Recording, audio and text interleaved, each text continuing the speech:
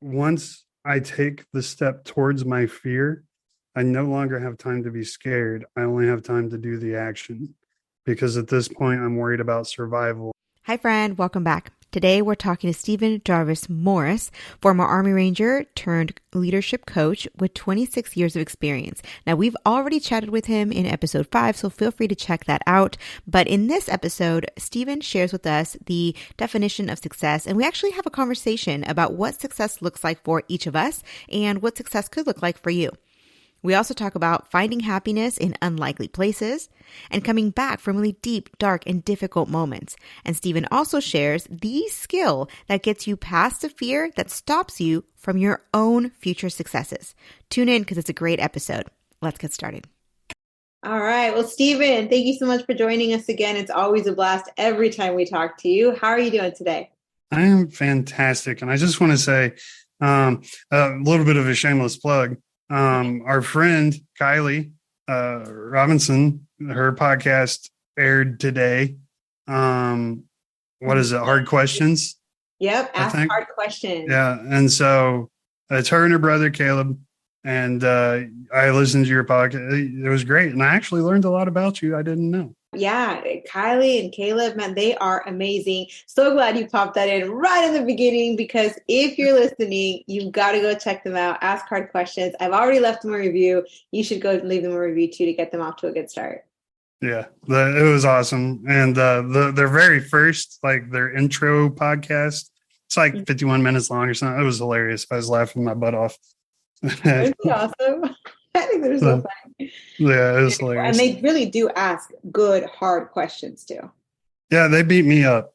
Caleb, I don't know. Kylie was a little bit quieter when I talked to him.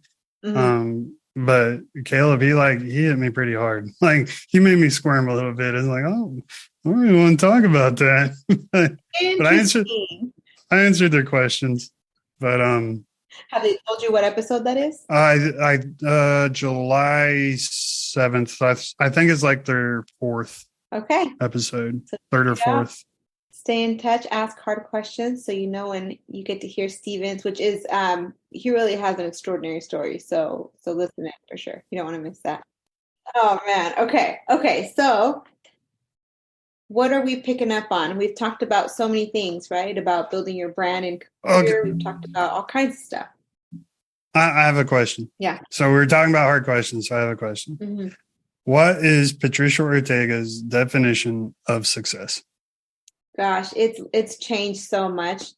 Listen, if you're here with us having a chat and you're curious, not about my life, nothing interesting about my life, but you're curious about that change from a career to entrepreneurship. I don't know about everybody else, but for some people like me, it is one of the hardest things that you'll ever do. And, when you talk about success, I used to think success was, retirement. Everyone looks at retirement. Everybody's like, oh, when I retire, oh, the palm trees, oh, the island, oh, the beaches, right? Like, this is what I'm going to do. I'm going to travel the world. And what I realized is if you don't do something now, you're not going to do it when you're retired. You're just not. And so you've got to start figuring out, like, success is not like a place you're going to get to when you're quote unquote successful. Like, success is really, do you enjoy what you're doing right here, right now, between the time you wake up and the time you go to bed? Like, if you enjoy that, then you're in good shape. And that's what it's become for me. It's like, I'm nowhere near where I quote unquote want to be or think that I'm going to be in the future, right? Like, Stephen, we're just kind of like planting the seed right now, right? Mm-hmm. But when I'm done working at the end of the day, I really do feel like I changed someone's life today. I made an impact today.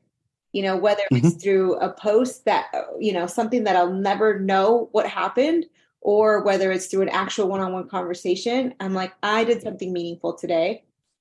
I worked to the best of my ability and I enjoyed my work. And to me right now, in this moment, that's success right now. Absolutely.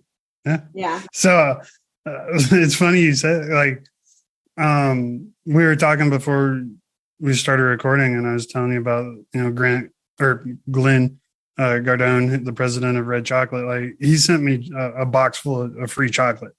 Oh, well, that's success right there. Right. And I've had a couple of people send me their books, wanting me to read and review their books. Okay, that's awesome. Like, right? Like, my podcast still hasn't made me a dime, but I'm getting free stuff. Chocolate and books. The reason I ask is I've been thinking a lot about it lately, and I don't know if you've ever heard the term what do they call it? The Great Lie. Like Bill Clinton with the whole Monica Lewinsky scandal back in the 90s. They call it, he lied to Congress and the entire country. They called that the Great Lie.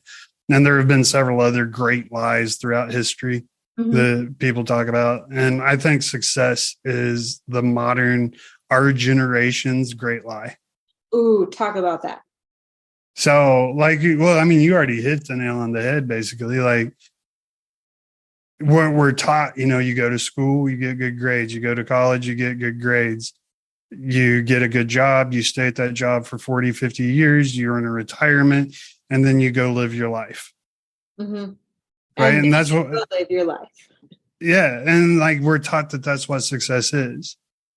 Or we're taught that the Kardashians are success. And I'm not hating on the Kardashians. Like, they are some brilliant business people.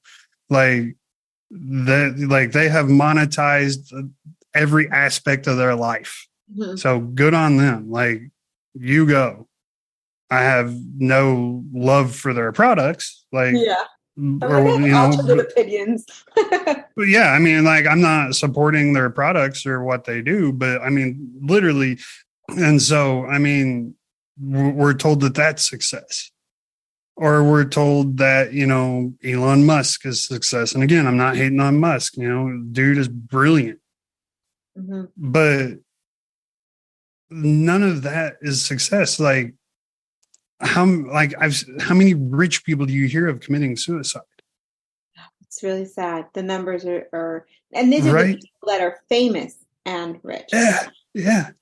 Like, it's insane. And so, I mean, obviously money isn't success, because if money was success, then that wouldn't be happening. Right. So, I mean, how many people die before they retire? Wow. I'm sure that's a large number.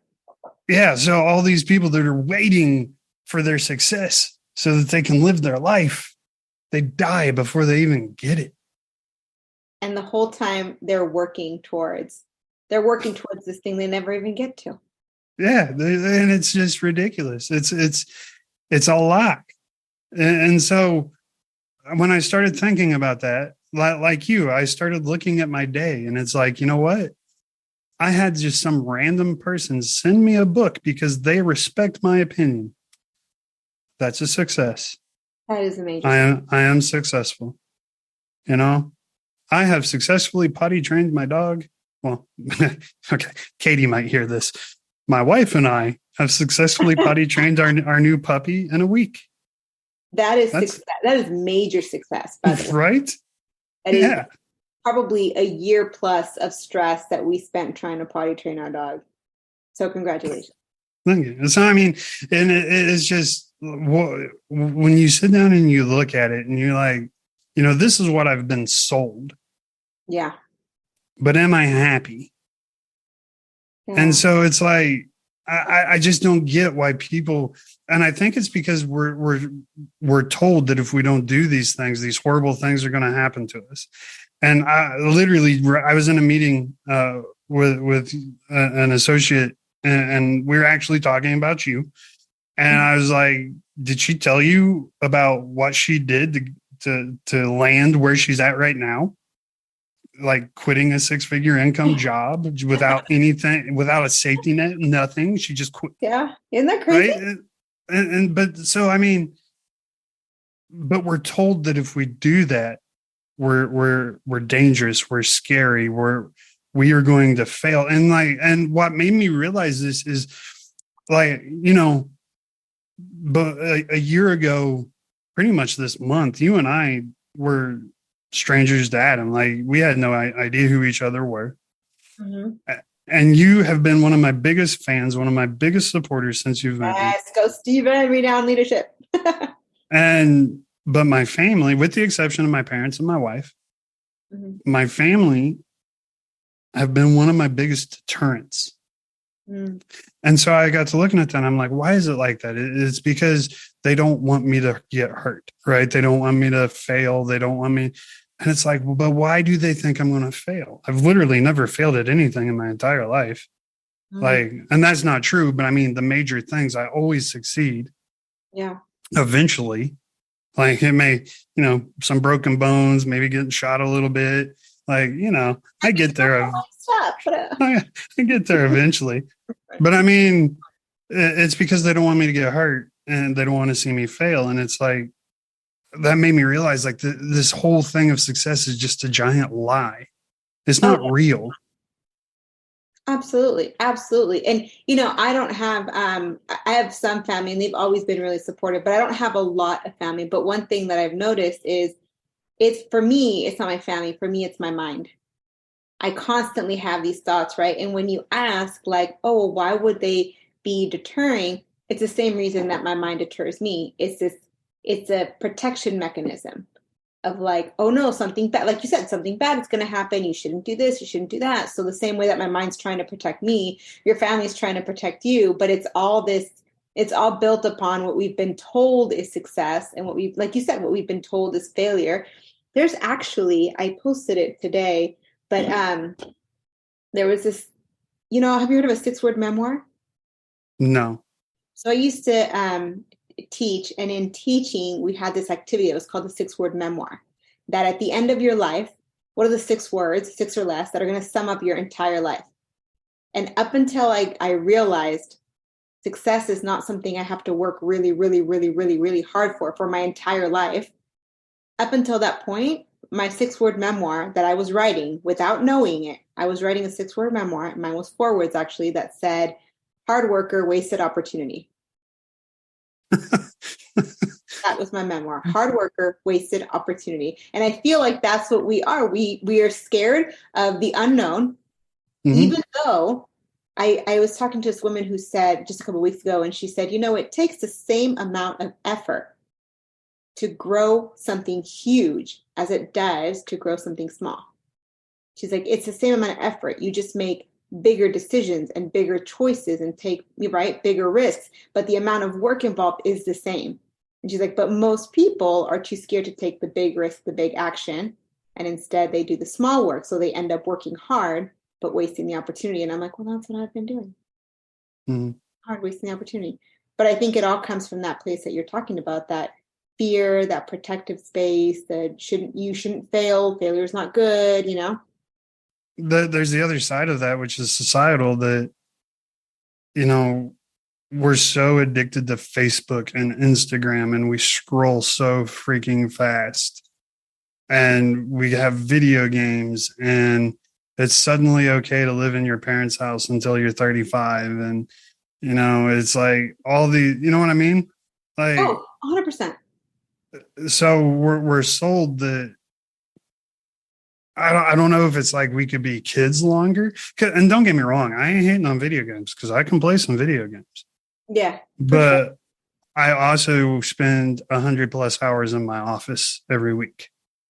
Yeah. And you know why though, right? Myron Golden, he is this man who went from... a huge fan. I know who he is. Okay. Y'all, if you have not pulled up Myron Golden, now is the time, okay? He is a man of faith. So if you're someone of faith, you're going to love him even more. He's a man of faith. He looks at business principles from a perspective, like a biblical perspective. And I mean, he went from being a trash man to a multi-millionaire, maybe even billionaire. But he said this, I listen to him all the time. And he said that people who become wealthy educate themselves. Like, right. He's like, I can tell you who you are and where you're going to go based on how you use your free time. Do you entertain yourself or do you educate yourself? And I was like, wow, it's so simple. It's so simple. I was listening to a podcast today, actually. I can't remember the guy's name. But again, he's like Myron Golden, multi-millionaire. Mm-hmm. And he was talking about that exact same thing. He's like, when I realized I needed to flip the switch and become someone different, he was like, what I did was I looked at who I am and my habits and the habits of the person I wanted to become. Mm-hmm. And he said pretty much the same thing. Like, my habits entertained me. The person I wanted to become, his habits made him go to work, made him healthy, made him smarter, made him do all these things. And he's like, you know what? I promise you, like, because it's scary, right? Like, because I remember, getting ready to leave high school, and it's like, man, I all these things I do as a kid that I love, I'm not going to be able to do anymore. Because one, I'm going to be a soldier, and two, like, I'm going to be an adult now. And it was scary, and I didn't want to leave that comfort and that entertainment. But what I realized afterwards is what he said is, once you start, getting in shape, if you're overweight, like, I'm not bagging on you. And I hope you're happy with who you are. But at the same time, it's not healthy, right? It's scientific. It's not healthy for you. Mm-hmm. When you start, like, I know trust me, I've been there. Because if you've heard my story, I left the Army 225 pounds or 220 pounds. 10 months later, I weighed 300. That is crazy unhealthy. Like, that's like over the charts unhealthy, how fast I gained weight. And there's like a mindset behind that. It's hardly ever purely physical. Yeah, absolutely. And so it's like, it was scary to go back to the gym. Because I was scared of the judgment. I was scared of, when I left the Army, I could just run. I was like, I know I can't do that anymore. I haven't done it in 10 months. 1, 2, I'm like 80 pounds heavier than I was. There's no way I can run like I used to. And it was scary, Patricia. It was so scary to step foot back in that gym. But, once I got the courage, I did it. And the more I did it, the easier it got. And the easier it got, the better. And like, what was that moment for you when you're like, it's scary, it's scary, it's scary. And one day you did it. Like, what triggered you? I was going to die. Like, because like, I didn't know this about myself, but apparently I'm an emotional eater. Like, I eat my feelings. But I never noticed it before because I was always so physically active. I just burned off whatever I ate. It wasn't even a problem. I could literally eat 2 large pizzas in one sitting and be like, yeah, I'm going for a 10-mile run tomorrow.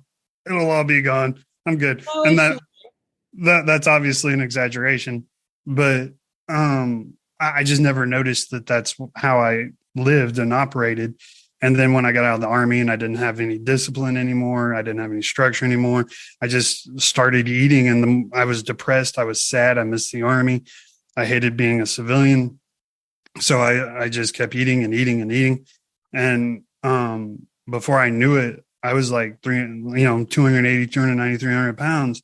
And I'm like, holy crap, what happened to me? And then I got really depressed, like dangerously depressed, like suicidal depressed. And it's like, and I was just looking at myself in the mirror one day, and I'm like, I'm disgusted with myself because I was this fit, soldier. And now I'm just this, and I can't even run. I can't even see my toes. I can't even touch my toes. Like, what happened to me? How did I let this happen? And the more I thought about it, just the worse and worse it got. Yeah. And finally I realized, I just like, you know what? I have to fix this, or because if I don't, I'm either going to kill myself, or I'm going to eat myself to death. So it's almost like there's 2 pieces, right? There's that physical side, but then there's also that mental side of I'm not self-disciplined. Why am I not like doing what I would want to do? Why is my life turning out to be different than what I had in mind when I was 18, 19, Right. Absolutely. And I mean, it just happened. So this is a total, what's the word? Oxymoron. It happened fast, but subtly at the same time. I didn't realize it was happening. But at the same time, it seemed like boom, and then it's done, over with, and I'm what I was. And so the moral of the story though is, once I started getting progress, once I started taking action, I started being happy with that action. Mm. Suddenly the loss of time to play video games, that it was okay. Suddenly the pain that I was in was okay. Dieting was okay. Like not getting to eat whatever I wanted was okay. And it reminded me that I am disciplined, that I am, capable, fit, strong, healthy, everything I want to be. I am those things. I just lost my way for a second. So, I mean, and again, so now today I'm back down to 220 pounds. I can not run like I used to because I'm old now, but I can still run a pretty good distance. And, that's a success. I'm happy. My life's not perfect. My business isn't near where I want it to be. But like you said, every single day I come in this office and I work my butt off. Mm-hmm. And every night when I have to do what? because you want to, not because you have to. But yeah, because I want my business to win. Mm-hmm. And it's funny. One of the, I guess this is kind of diverging or shifting topics a little bit. One of the most frustrating things in the world to me is this thing I've been seeing a lot lately of, wealthy people don't set goals. Successful people don't set goals. They do this. And it's like, you are stupid. It's just And I don't mean to call someone stupid, but I really do, because that's the dumbest thing. So basically what you're telling me is the Kansas City Chiefs did not have the goal to win the Super Bowl last year. Mm. Of course they did. And so did all 31 of the other teams. They had the same goal, win the Super Bowl. What separates the Kansas City Chiefs from all the other 31 teams is the Kansas City Chiefs took that goal, used it to define their systems and propel those systems and use those systems to better themselves so that they can be the top team. That's the difference. And that's how that's my, once I remembered and that was the whole problem. I just lost my way. I forgot who I was. Once I remembered, I started reorienting myself towards my goals, what I wanted. And every single day that I take a step towards my goal, whatever my goal is, then that day is a success and I am successful. I do not define myself by the world's definition of success. I define myself by my definition of success. If I'm happy, which I'm very happy, you know me, I'm very happy. I have an amazing life. I have an amazing wife, a beautiful puppy. I live in a great place. And, is it perfect? No. But what is? Nothing. I mean, I was just talking to someone yesterday and we were saying something similar to what you're saying. It's not perfect, but what is, right? She's like, in our side of town, we call that a beautiful mess. There's struggle in it, there's stress in it, but like you learn to enjoy it in the struggle. But going back a little bit, you had mentioned a couple different things that were so good, but I didn't want to interrupt. There was a point in which you had a choice to make, right? We're all constantly at a fork in the road, and you came to a point where you had a choice to make. And there was technically two fears there, right? One fear is you had mentioned death. You were like, I'm going to die if I keep going this route. But then the other fear is, I don't want to go to the gym. Like, what if I can't do this? This is new to me. And it's like that point in the road when you decide which fear you're going to take, because no matter what, life is going to have those fears, those worries, those anxieties, and you have to choose one. And so it sounds like there came a point where one fear was bigger than the other, and you used that, something that technically is not a good thing, right? Like fear of death is not a good thing. Nobody wants to fear, right? Like, right. Yeah. But you took that and you leveraged it into this opportunity of, I'm going to make my life better. I'm going to find my way back by choosing which fear and how I leverage it.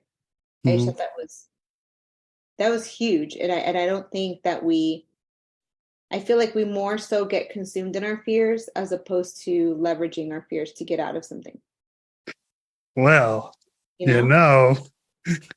I talk about that a lot. And again, if you've listened to Patricia's podcast, you've heard this story, but I'm deathly scared of heights. And my life mantra is action breeds clarity. And that comes from accidentally on purposely getting pushed out of an airplane with a parachute strapped on my back. And realizing that once I take the step towards my fear, I no longer have time to be scared. I only have time to do the action. Because at this point, I'm worried about survival. I'm worried about doing it right. I'm worried about everything else other than being scared, because you just don't have time for that. And I've learned now that it's actually the way our brain is designed to work. Our brain is supposed to work that way because it's trying to work in the most efficient way possible, which is get rid of all the nonsense that isn't helping me right now. And which fear isn't helping me because I'm already falling out of the airplane, plummeting towards the ground at 190 miles per hour from 5,000 feet up. Like, that's bad. This is so I feel like everybody needs to have that skill, like what you learned and what you're sharing from that airplane. It's easy, man. You just take a step. Like, seriously, when your alarm goes off, right? So I get up at 4. Actually, starting tomorrow, I decided tomorrow I'm getting up at 3:30 from now on. Because you didn't already completely crush all of our morning routines at 4 o'clock in the morning. So I've decided I'm just not going to go to sleep tonight. So now starting tomorrow morning, I'm getting up at 3:30. Just because I want a little more me time, and with the new puppy and everything, I have to take her out when I get up, and it's cutting in on my me time, and plus I get a lot of work done that early. And anyway, so I'm like, you know what, I just need to get up 30 minutes early, and that's doable. So tomorrow morning, when the alarm clock goes off at 3:30 in the morning, I'm going to open my eyes because I'm not used to getting up that early. And I'm going to be like, dear God, no. Why are you doing this to me? And it's going to be the worst thing ever. And right in that moment, I have one choice to make. Am I disciplined? And am I going to get up to set myself up for success this day? Or am I going to be a lazy piece of crap and go back to sleep? I could tell you which one I'd pick. But think about it, Patricia, like that's the step. It is right? True, though. I mean, it doesn't have to be 3:30 because we're not all rock stars, right? But like, what is your, if you're listening, what is your next step? Your next step can be from, instead of waking up at 6 in the morning, it's 5:30.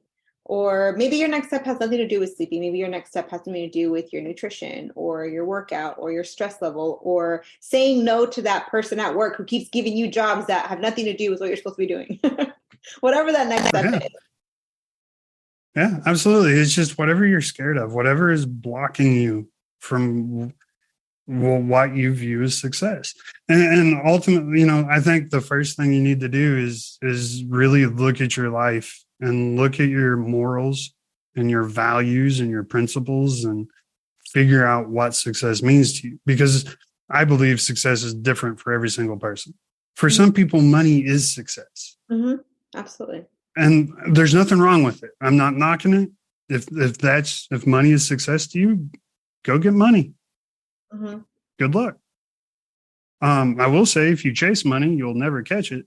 But and there was a time where I was like, what's my number one thing? I need to make money. Yeah. And that's because that's what we're taught. And that's like a season, right? And there's like a time and a place for everything.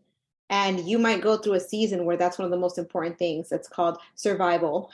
And then you might hop into a different season, right? Like when something else becomes more important. Yeah. But I mean, money's what we're taught. Like, that's what we're taught. We got to go make a lot of money. We're taught that if you want the pretty girl, from the man side of it, if you want the pretty girl, you got to have money because she wants to be taken care of. when I married my wife, I'm like, I'm poor, right? Like, Well, we all have that checklist. Every woman has that checklist. And it's the same thing with my husband. Like, he did not have, yeah, that's a story for a different day, but he did not have any of those qualifications. And to be honest, I tell him all the time, on your worst day, you are a better husband than most husbands on their best day. let me go get Katie and you two can debate that because I think I'm pretty awesome. I know, me and Katie will be debating it. So we've got a few minutes here, and you've already covered what success is, which I think is like the core really of today's conversation. We've covered, making that choice, and we revisited that moment on that airplane that we all need to have is that moment on the airplane where we figure out which fear we're going to take, and which one's going to leverage our opportunity. So imagine that you've got a stadium of about 1 million people. For the next few minutes, they're listening to you. Wow. That's a lot of responsibility. From everything you've learned from the military, from your corporate experience, from your leadership training, from your current business, from the people that you've coached, from the amazing experiences that you have had, listen to prior podcasts because he's had some amazing experiences, even from God moments. Like, what would you share with so many people waiting to hear from you?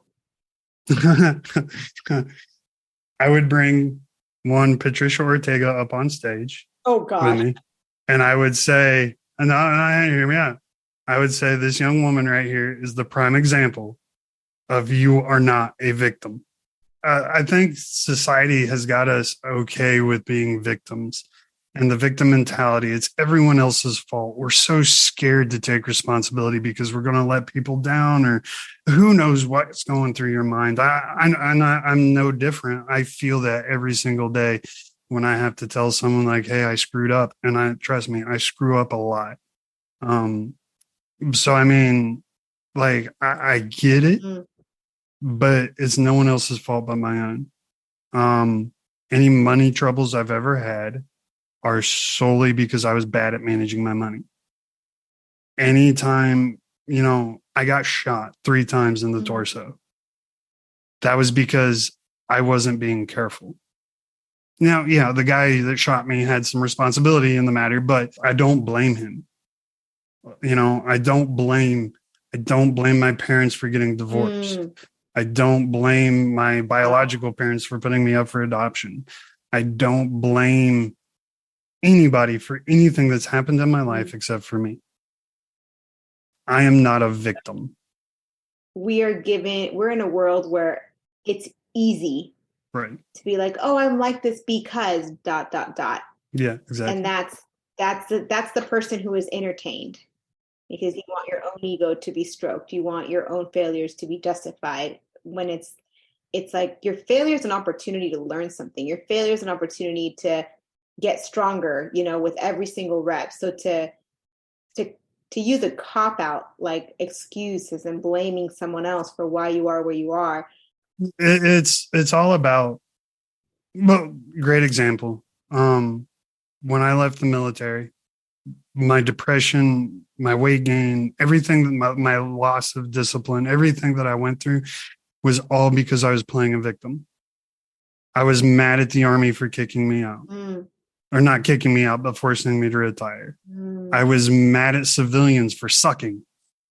Like, why don't civilians have a drive? Why can't civilians be like me? What's wrong with you people? I'm amazing. You guys suck.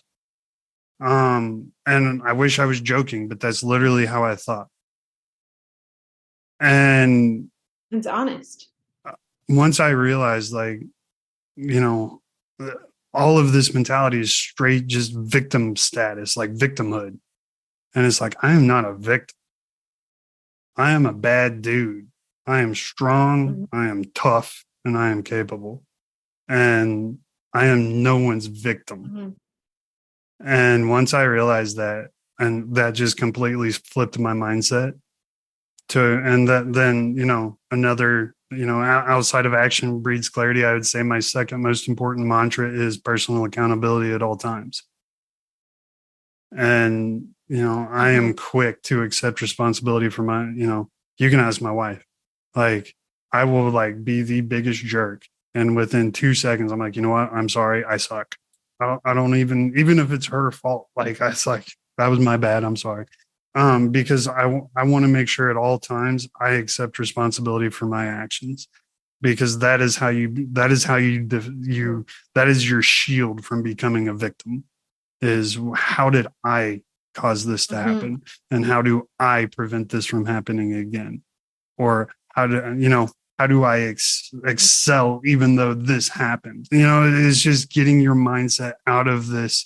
Oh, they did it to me because of the color of my skin or because of whatever. Like that's fine. I understand those things happen to you. I'm not denying that they happen, but at the same time, you're letting that define who you are, and you can't do that. Because if somebody doesn't give you a job because of the color of their skin or because of the color of your skin, first of all, that person's a schmuck and you don't want to work for him anyway. That's for sure. Second of all, if you let that define who you are, then they win. They win. Isn't that crazy? No one has that power over me except my wife and God. Absolutely. Now that's what I was asking for. That's a powerful message. You are not a victim.